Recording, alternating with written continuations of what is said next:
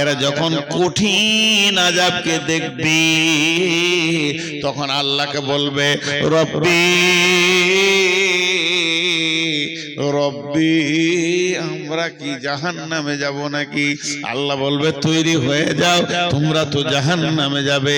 তখন বলবে কেন জাহান্নামে যাব? তখন বলবে তোমরা শয়তানের কথা শুনেছো, শয়তানের কথায় উঠা বসা করেছো, এই জন্য তোমরা জাহান্নামে যাবে, জাহান্নামে যাও। তখন হাসরবাসী বলবে রব্বি সেই শয়তান কই?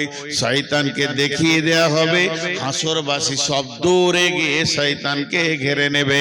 শয়তান একটা আগুনের খুঁটির উপরে চড়ে নিয়ে ওখান থেকে লেকচার মেরে মেরে বলবে ও হাসরবাসী রে, তোরা হতভাগার দল, যাদের কাছে কোরআন ছিল, কিতাব ছিল, দলিল ছিল, তাদের কথা তোরা মানিসনি।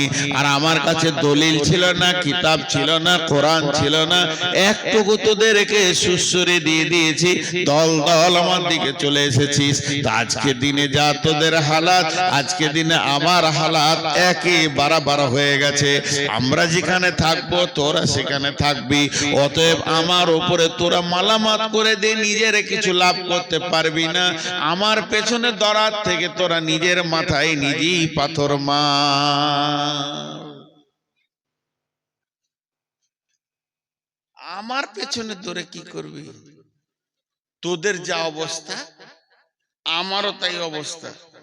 আমার পেছনে দৌড়ে যদি তোদের খানিক লাভ হতো, আযাবটা কম হতো, তো বলতাম দর কি করবি কর, কিন্তু লাভ নাই। ফালতু আমার কথাগুলো শুনেছিস। দিয়ে শয়তান কি ভাষা বলবে দেখেন, সূরা ইব্রাহিমের 21 নম্বর আয়াতে শয়তান এই ভাষাটা বলবে, বিসমিল্লাহির রহমানির রহিম, ইন্নাল্লাহা ওয়া'আদাকুম ওয়া'আদাল হাক্কি ওয়া'আদতুকুম ফাআখলাফতুকুম ওয়া মা কানা লি আলাইকুম মিন সুলতানিন ইল্লা আন দা'ওয়াতুকুম ফাস্তাজাবতুম লি। এখানে লিখেছেন আল্লাহ তাবারাক ওয়া তাআলা বলছেন, শয়তান বলবে অকালা শাইতানু লাম্মা কুদিয়াল আমরু। কত সুন্দর বলে দিচ্ছেন, অকালা শাইতানু লাম্মা কুদিয়াল আমরু। শয়তান বলবে হে হাসরবাসী রে, ইন্নাল্লাহা ওয়া'আদাকুম ওয়া'আদাল হাক্কি, আল্লাহর যত ওয়াদা আছে সব ওয়াদাগুলো সত্য। ওয়া ওয়াদতুকুম ফাআখলাফতুকুম, আমি যা ওয়াদা করেছিলাম খিলাফ করে দিলাম, যা পারবি করে লিগা। আজকে দিনে তোরাও জ্বলবি, আমরাও জ্বলবো। এবার দল বেঁধে নিয়ে যাবে মারতে মারতে। এদিকে শয়তানের সঙ্গে ওদের যখন তর্ক বিতর্ক খুব জমে যাবে, আল্লাহ ইশারা করে দেবে ফেরেশতাকে, পিটা ওয়াসিকাল্লাযিনা কাফারু ইলা জাহান্নামে জুমারা। পেছনে গিয়ে ফেরেশতাতে মারবে এরকম চাবুক,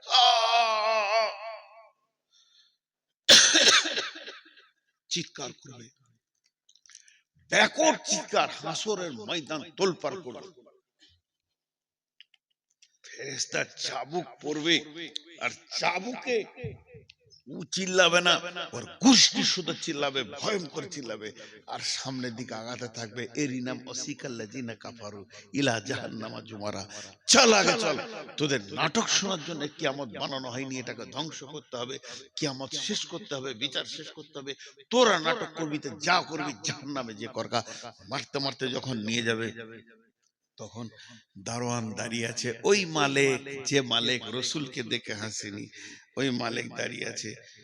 তাকাদু তামাইযু মিনাল গায়যি কুল্লামা উলকিয়া ফিহা ফাওজুন সাআলাহুম খাজানাতুহা আলাম ইয়াতিকুম নাযীর। দরজাটা খুলবার বলবে, হাসরবাসী তোমাদের কাছে কি কেউ যায়নি? বলে নবী মুহাম্মদ সাল্লাল্লাহু আলাইহি ওয়াসাল্লাম তো আমরা যখন বেঁচে ছিলাম তার থেকে ১৫০০ বছর আগে শেষ।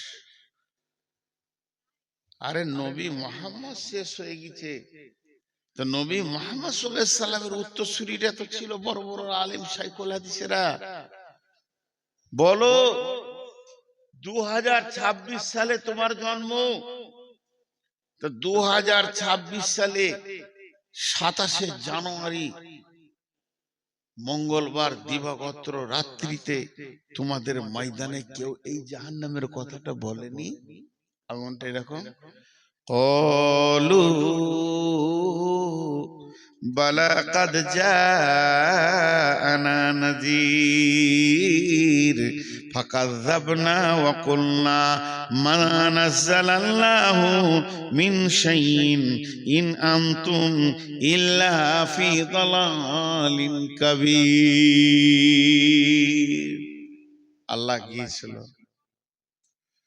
বর্ধমান থেকে একজন এসেছিল নূর মোহাম্মদ, বলছিল জাহান্নামের কথাগুলো, ফেরেশতাকে বলে গিয়েছিল। ভাই কি করছিলে তখন? মৃত্যু মনে করছিলাম, মৃত্যু। আল্লাহ গলা কিছু বলেনি, ফালতু ফালতু ও চেয়ারে বসে বসে শুরু করে বলছে, ওগুলো শুনে কি লাভ হবে?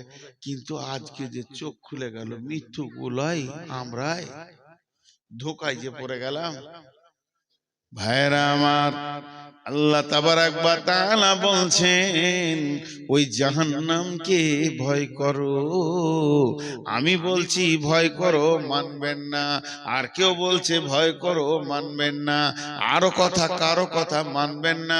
পৃথিবীর কোন আলেমের কথা মানবেন না, কোন মুফতির কথা মানবেন না, হাফেজের কথা মানবেন না, হাজির কথা মানবেন না, গাজীর কথা মানবেন না। এ কথাটা আমি স্বীকার করে নিলাম। কিন্তু একটিবার বলেন বন্ধুরে, আপনি কি আল্লাহর কথা মানবেন না? আল্লাহ তাবারাক ওয়া তাআলা সূরা তাহরিমের মধ্যে বলছেন, ইয়া আইয়ুহাল্লাযীনা আমানু কু আনফুসাকুম ওয়া আহলিকুম নারা আলাইহা মালাইকাতুন গিলাদুন শিদাদুন লা ইয়াসুনাল্লাহা মা আমারাহুম ওয়া ইয়াফআলুনা মা ইউমারুন।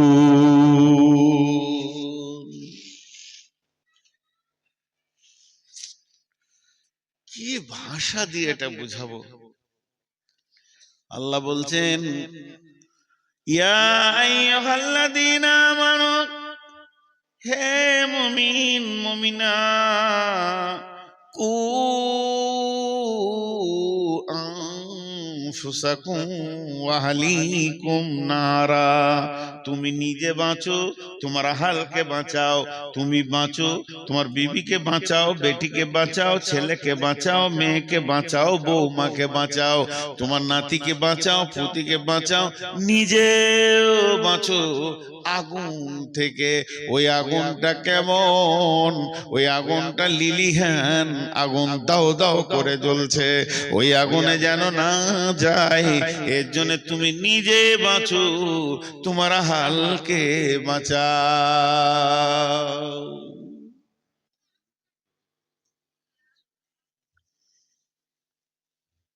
দিয়ে চলে যাচ্ছেন নাকি? ঠান্ডা লেগেছে আপনাকে? খুব ঠান্ডা লেগে গেছে। তুমি নিজে বাঁচো, তোমার আহলকে বাঁচাও। এই বাঁচোটা আল্লাহ বলছেন। কতটা গুরুত্ব দেবেন আপনি ভাবেন। এই বাঁচো শব্দটা আমি বলিনি, আপনাদের গায়ে কোনো হাজি বলেনি, মসজিদের ইমাম বলেনি, ঈদগাহের ইমাম বলেনি, স্বয়ং আল্লাহ বলছে বাঁচো। আমি একটা কথার উপরে টেস্ট দিচ্ছি, কারো বাড়ি যাওয়ার প্রয়োজন হলে মুখ বন্ধ করে চলে যান। তুমি বাঁচো, তুমি বাঁচো, আহলকে বাঁচাও। কঠিন মুশকিল। নারা, জাহান্নাম থেকে বিশ্ব নবী বসে আছেন, বিশ্ব নবী রাহমাতুল লিল আলামিন বসে আছেন, আর একটা জানাজার লাশ পার হয়ে চলে গেল। চোখের সামনে দিয়ে জানাজা চলে গেল, লাশ চলে গেল, বিশ্বনবী চোখ দিয়ে পোঁস করে পানি পড়তে লাগলো। সাহাবীরা বলছেন, ইয়া রাসূলুল্লাহ আপনি কাঁদছেন কেন? যে লোকটা মারা গেছে, যে লোকটা মাইয়াত হয়ে গেছে, প্রথম নম্বরে লোকটা মুসলমান নয়, ইহুদি। দ্বিতীয় নম্বরে আমাদের প্রতিবেশীও নয়, তৃতীয় নম্বরে আত্মীয়ও নয়। আত্মীয় নয়, প্রতিবেশী নয়, আবার মুসলমান নয়। আপনি দয়ার নবী কেন কাঁদছেন? নবীজি বললেন, চোখের পানি মুছতে মুছতে নবীজি বলছেন, আহা লোকটা আগুনে চলে গেল, যদি কালেমা পড়ে নিত রে, আজ আগুন থেকে বেঁচে যেত। তাহলে আগুনটা রসুলের কাছে কত গুরুত্ব ছিল, আমাদের কাছে গুরুত্ব নাই।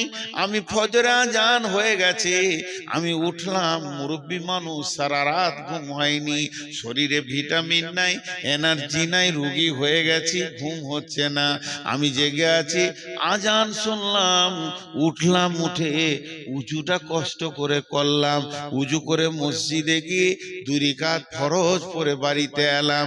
আমার বৌমা শুয়ে আছে, আমার বেটা শুয়ে আছে, আমার বেটি শুয়ে আছে, জামাই শুয়ে আছে, পোতা নাতি ইয়ং ব্যাচ আমার ঘরে 20-25 জন লম্বা হয়ে পড়ে আছে। নাক ডাকিয়ে সকাল করে দিল, নামাজ আর আজানের ভুরুক্ষেপ দিল না। আল্লাহ বলছে, গোলাম রে, তুই নিজে বাঁচলি, আহালকে বাঁচালি না, এর জন্য তুইও একদিন বাঁচতে পারবি না। তোর দিকে আঙ্গুল তুলে ওই তোর আহাল বলবে, আমাদেরকে কোনোদিন বলেনি। এর জন্য নবীজি বলছেন, ও আনফিক আলা আয়ালিকা মিনাত তাওলিক, যেমন তুমি ইনকাম করবে অমনি স্ত্রী পুত্র অধীনস্থ ছোট ভাই বোনের পেছনে খরচা করো। আর ওরা তারফা'আন্না আসাকাল আদাবা, আদব দেওয়ার লাঠিটা, শাসন করার লাঠিটা তুমি হাতছাড়া করে দিও না। যেমন ইনকাম করে আদর করে তাদেরকে পাঁপড়, জিলাপি আর মার ভালো ভালো জিনিস খাওয়াবে, ভালোবাসবে, ওই রকম আঙ্গুর 1 কেজি কিনে 2 কেজি এনে তাদেরকে খাও, তারা তোমার ইনকামে খাবে, আনন্দ পাবে। ওই রকম তারা চলতে চলতে চলার পথে যদি ইসলামের রাস্তার পদস্খলন করে দেয়, লাঠি মেরে ওদেরকে রাস্তায় নিয়ে এসো। তুমি যে প্রেমে ভালোবাসছো আমার ছেলেটা যেন ভালো থাকে, ওই প্রেমটা তুমি আখিরাতে কেন দাও না, যে তোমার ছেলে জাহান্নামের আগুনে দাও দাও করে জ্বলবে, এটা তুমি কেমন করে মেনে নিতে পারছো?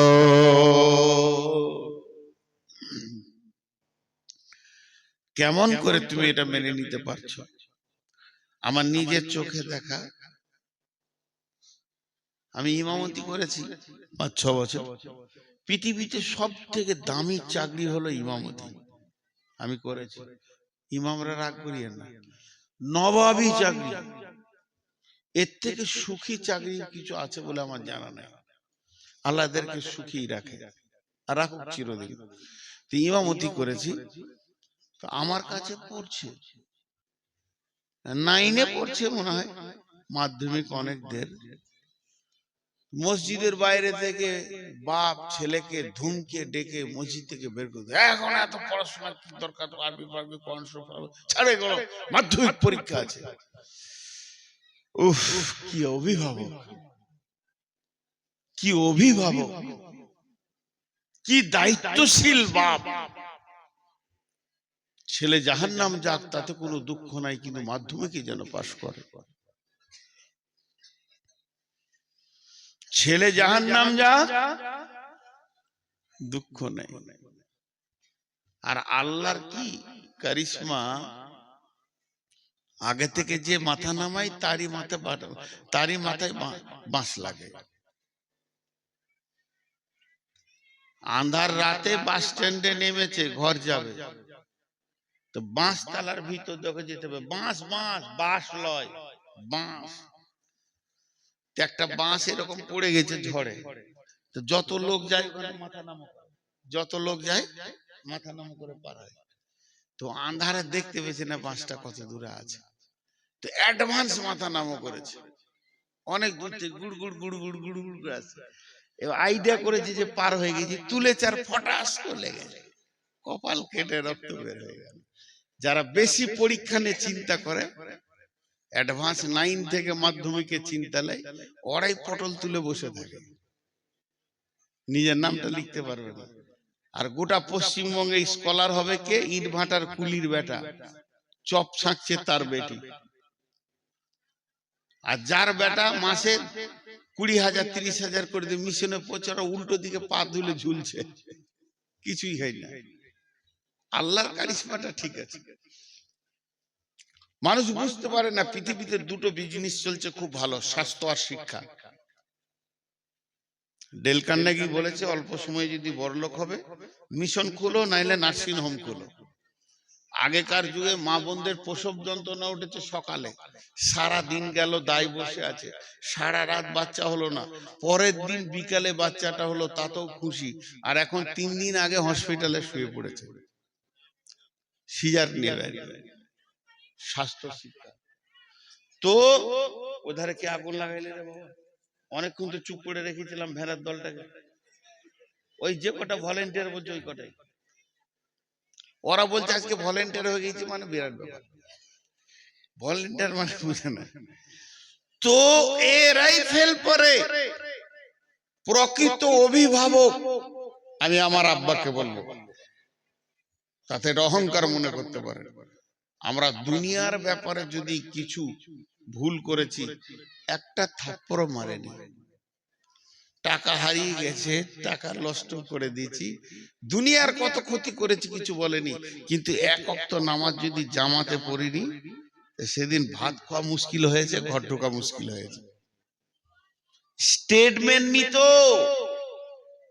কত কড়া মানুষ ছিলেন, বিছানায় শুতে যাওয়ার আগে, তখন আমার বয়স 5 বছর 6 বছর 7 বছর বয়স, স্কুলে পড়ি,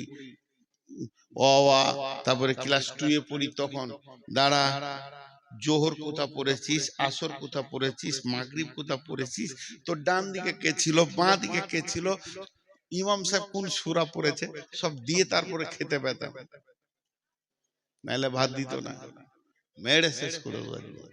এতটুকু ইসলামকে রেদার করা যাবে না। সচেতন গার্জেন। তা আল্লাহ তাবারক ওয়া তাআলা বলেন, ইয়া আইয়ুহাল্লাযীনা আমানু কু আনফুসাকুম ওয়া আহলিকুম নারা। কত সুন্দর ক্লিয়ার করেছে। আমার আহাল যদি নামাজ না পড়ে আমি কি ধরে পড়াবো নাকি? আল্লাহ বলেছেন ফাযাক্কির ইন্নামা আনতা মুযাক্কির, তুমি বলতে থাকো, তোমাকে বলতে পাঠিয়েছি, লাস্তা আলাইহিম বিমুসাইতির, প্রশাসন ক্ষমতা তোমাকে দিইনি। এমনও নবী আছে, এমনও নবী আছে, এমনও নবী আছে, এমনও নবী আছে, এমনও নবী আছে যার একটা উম্মত নাই, সারা জীবনে একটা উম্মত বানাতে পারেনি। তা বলে যে নবী থেকে তার নাম কেটে দেবে তা নয়। আল্লাহ তার শ্রমটা দেখেছে, তার আকাঙ্ক্ষাটা দেখেছে দিলের। আমি আমার ছেলেকে বলবো, মেয়েকে বলতে থাকবো, তাই খালাস হয়ে যাব। আর যদি না বলি, তাহলে আল্লাহ বলছেন আমিলাতুন নাসিবা তাসলা নারান হামিয়া, তুমি গাদা গাদা গাদা গাদা আমল করে, পাহাড় চূড়ার মতো আমল করে কিয়ামতের মাঠে হাজির হবে, তারপরে জাহান্নামে চলে যাবে। এই আগুনটা কে লাগালো?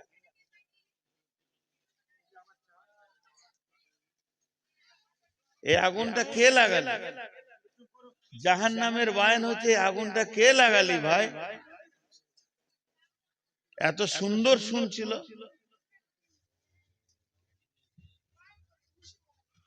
নিষেধ আর শুনবে? শালা আমার বউ আমার কথা শুনে না, আর পরের মেয়ে আমার কথা শুনে নেবে, এটা বিশ্বাস? আর এইগুলো মনে হয় ছাত্রী টাত্রী আছে, অল্প বয়সের মেয়ে, তোদের যা চরিত্র আছে, যে ঘর যাবি জ্বালিয়ে শেষ করে দিবি। যাদের কপাল খারাপ তোদের মতো বউ নিয়ে ঘর ঢুকাবে। শালা আমি বুড়া বেটা থাকলে একটাও দিতাম না তোদেরকে। বুড়া তো দিন চিনাইলেছে। এত জাহান্নামের কথাগুলো একটার পর একটা সিরিয়াল দিয়ে আপনাদের সামনে তুলছি, এখন আগুন লাগে।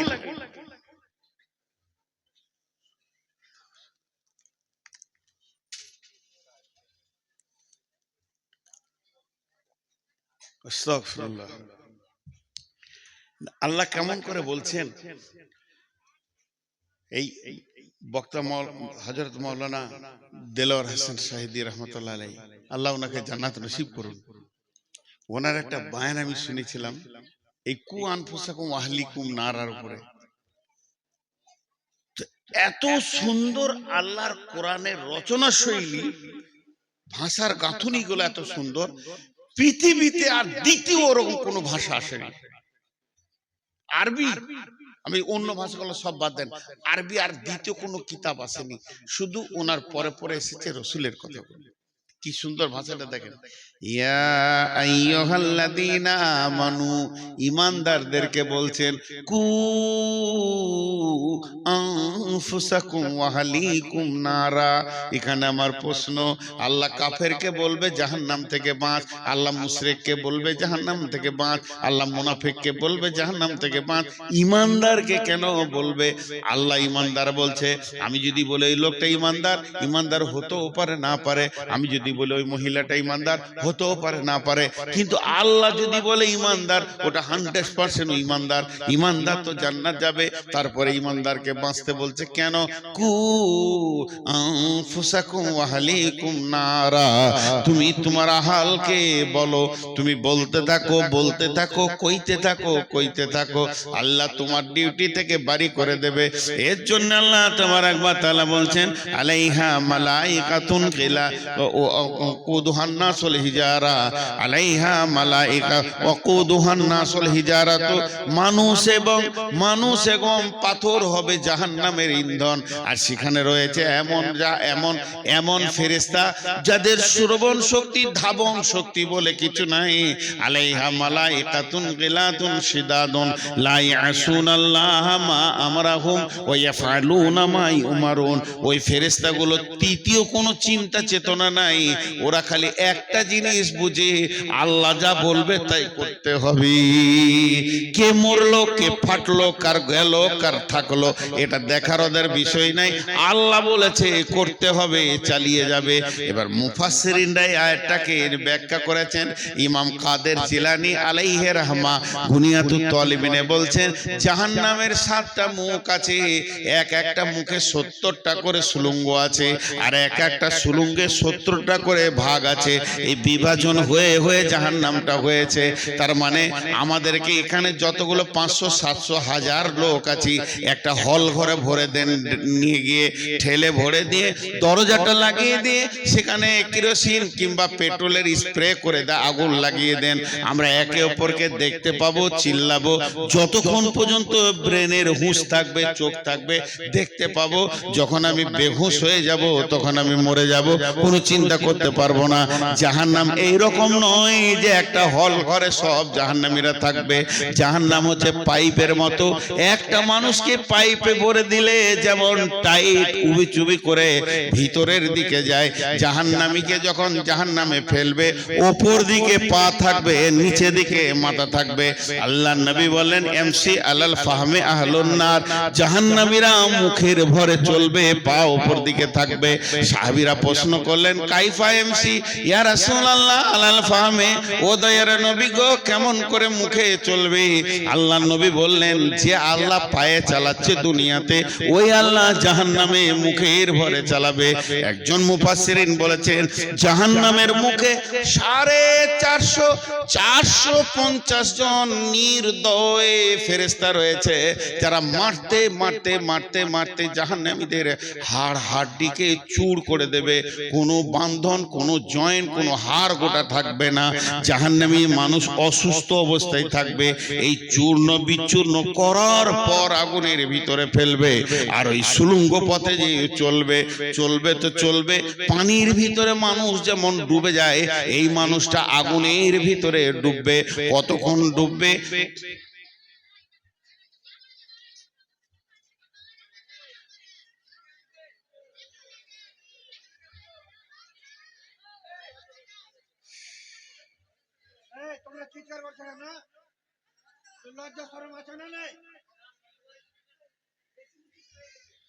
এই মেয়েটার হায়া খুব কম, ও বারবার আসছে কেন? ও ভাবছে আমি গোটা দুনিয়া পাল্টে দিয়েছি।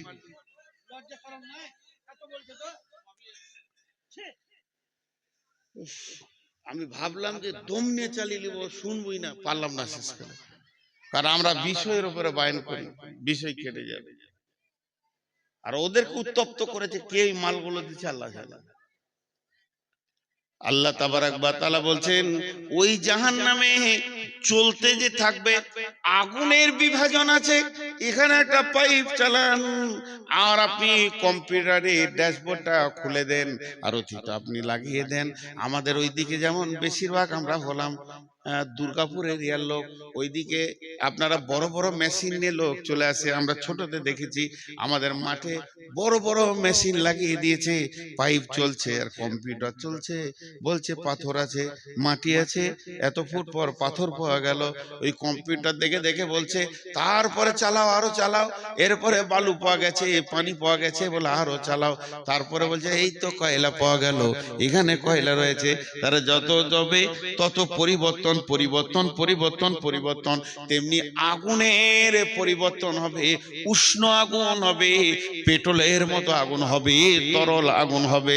দেখবেন অগ্নিগিরি খুলে দেখবেন, একবার মোবাইলে সার্চ দিয়ে আগুনের কেমন তরঙ্গ বইছে, ঢেউ ফুটছে, ওই রকম আগুনের ভিতর দিয়ে ওই লোকটা চলবে কতদিন, চলবে কতদিন রে ভাই? 70 বছর যাবি। 70 বছর গিয়ে জাহান্নামের নিচে থাকবে। এই 70 বছরটাকে আর একবার আপনাদেরকে বিস্তারিত বলে দিই। 24 ঘন্টায় একদিন, 365 দিনে এক বছর। এই বছরে 70 বছর। 24 ঘন্টায় একদিন, 365 দিনে এক বছর, এই রকম 70 বছর। 24 ঘন্টায় একদিন, 365 দিনে এক বছর, এই বছরে 70 বছর না, না। তাহলে 70 বছর কি করে? 50,000 বছরে একদিন। পৃথিবীর 50,000 বছরে একদিন, সেই দিনে 365 দিনে এক বছর, ওই 70 বছর চলবে। আল্লাহ আমাদের সকলকে জাহান্নাম থেকে মাফ করুন, আল্লাহুম্মা আমিন। আল্লাহ আমাদের সকলকে জাহান্নাম থেকে মাফ করুন। হে আল্লাহ, তুমি আমাদেরকে ক্ষমা করো, তুমি দয়া করো। রব তোমার কাছে বিচার চাই না, দয়া চাই। এই যে চলবে মানুষটা পৌঁছাবে কোথায়? বুখারীর হাদিসে বলছে সউদ একটা পাহাড়ের নাম, যেটা জাহান্নামের নিচে থাকবে। সউদ পাহাড়ে গিয়ে মাথাটা ঠেকবে। যখন সউদ পাহাড়ে মাথাটা ঠেকবে, মাথা ঠেকার সঙ্গে সঙ্গে ওখানে বড় বড় অজগর আছে পাহাড়ে, সেখানে ডাঁশ আছে, বিচ্ছু আছে, জড়িয়ে ধরবে। আর ওদেরকে নিয়ে আবার পাহাড় থেকে গড়তে গড়তে গড়তে গড়তে নিচে স্তরে গিয়ে আরো 70 বছর লাগবে। 140 বছর পর যে নিচে পৌঁছাবে, 140 বছর পর যে নিচে, এর নাম জাহান্নাম। ভাই আমার, এর নাম জাহান্নাম। আমি আপনাদের পা গুলো ধরে বেজ্জতি করতে চাইছি না, হাতগুলো ধরে বলতে চাইছি, ভাই আমরা সকলে একবার জাহান্নাম থেকে বাঁচার চেষ্টা করি। আল্লাহ বড় মেহেরবান। হযরত উমর কোন সফরে বলেছিলেন যে আমাকে একটা আয়াত শোনাও যে আমি কানবো আল্লাহর ভয়ে। এক সাহাবী বলেছিলেন, আব্দুল্লাহ ইবনে মাসউদ, বিসমিল্লাহির রহমানির রহিম, ফামান ইয়ামাল মিসকালা যারাতিন খাইরান ইয়ারা ওয়া মান ইয়ামাল মিসকালা যারাতিন শাররান ইয়ারা। হযরত ওমর বাচ্চা ছেলের মতো ডুকরে কাঁদতে শুরু করলেন। হযরত ওমর বলেছিলেন, ভাই আমাকে কোরআনের আয়াত দিয়ে একটু চুপ করিয়ে দাও, আমার দিলটা যাতে সান্ত্বনা হয়ে যায়। তো আব্দুল্লাহ ইবনে মাসউদ বলেছিলেন, বিসমিল্লাহির রহমানির রহিম, লা তাকনাতু মির রাহমাতিল্লাহ। হে আল্লাহর গোলাম, তুমি নিজেকে আল্লাহর রহমত থেকে বঞ্চিত মনে করিও না, সব সময় আশা করো যে আমি আল্লাহর রহমতের আওতাভুক্ত আছি, তা আল্লাহ মাফ করবেন। আজকে আমি বলেছি পরকালের শেষ কথাটাই আপনাদেরকে বলবো। আল্লাহ বলছেন কাল্লা লায়ুমবাদান্না ফিল হুতামা ওমা আদরাকা মাল হুতামা নারুল্লাহিল মুকাদা আল্লাতী তাত্তালিউ আলাল আফইদা ইন্নাহা আলাইহিম মুসাদা ফি আমাদিম মুমাদ্দাদা। ভাইয়া ভাইয়া যতগুলো পুরুষ আছেন 1 মিনিট আপনারা বসেন, মা বোনেরা ঘর যান, আপনারা উঠবেন না। সুবহানাকা আল্লাহুম্মা রব্বানা ওয়া বিহামদিকা আল্লাহুম্মা গফিরলি যান, ঘর যান আল্লাহর রাস্তে, তোদের খুঁড়ে সালাম ঘর যান। আর পারছি না, ঘর যান। আরে যায় না কেন ওরা বাড়ি?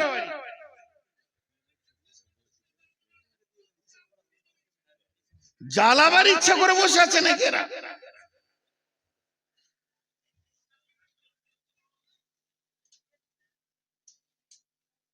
কমিটির কাছে আবেদন, আগামী বছর 2টা কাজ করবেন, ভাই বলে হাত ধরে বলছি, চেয়ার বাদ দিবেন আর মহিলাদের 3 কিলোমিটার দূরে বসার একটা জায়গা করে দিয়ে প্রজেক্ট দিয়ে দিবেন, গান করগা পালা পর্দা লাগিয়ে এত দূরে দিতে হবে যেন সাউন্ড না আসে। এটা আমি আবেদন করলাম, মানে মুখ না বলে মেশিন আল্লাহ জানে, লজ্জাও তো নাই। দেখেন এটা কত ভয়ানক আযাবের কথা আল্লাহ বলছে, কত ভয়ানক। এটা তো গভীরে গেল, এটা বললাম। আর একটা ভয়ানক দেখেন, আপনারা সকলে নিয়ত করেছেন যে নূর মোহাম্মদকে মারবো, তো মারবেন, কিন্তু আবার সিদ্ধান্ত নিয়েছেন ওকে যতক্ষণ মারবো একটু হিলতে দেবো না। আমাকে 2 লাঠি মারেন চাই জবাই করে